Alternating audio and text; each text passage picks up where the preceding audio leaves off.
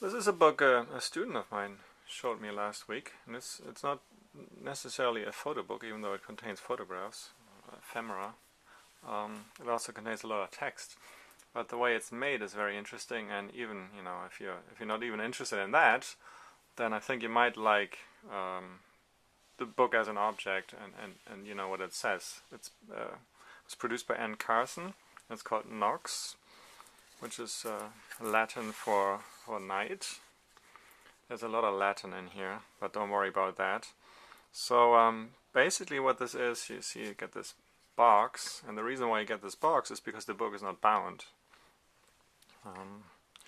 What this is basically an accordion fold book. So this is the cover, right? And then you open this, well, you sort of open this, and it looks like a book, of course. You can see the title here. But this is how you look at this. But this book is basically, I don't know whether you can see that so well on your computer screen, but it's produced to reproduce the original object as closely as possible. And it does that really well, maybe with the exception of the choice of paper. I think I could have picked a different paper, but on the other side, if you have an object like this, then you have to have some paper that is stable enough to hold.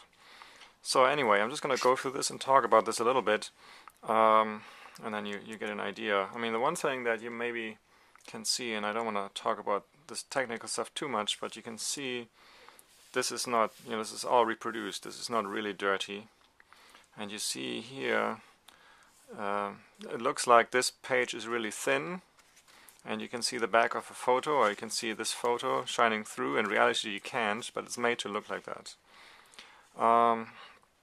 So what you get here is, here's a photo, and Carson's brother died, and that brother had lived, might not remember all the details, but he had lived very far away with almost no contact. There's some story about him running away after he got in trouble with the law.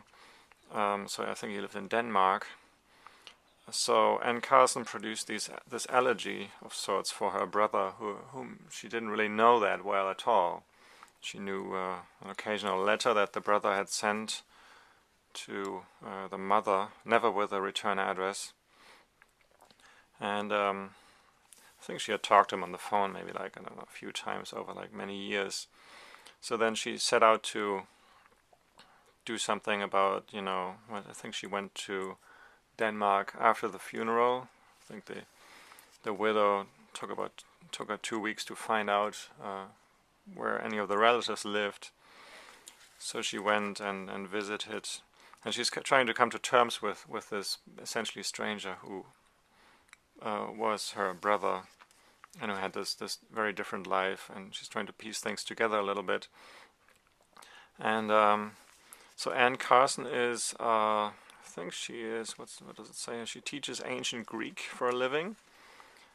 So she knows a lot about Greek and Latin, and she is, and this book is a combination of her own writing and of course of these ephemera, and you can see how this works.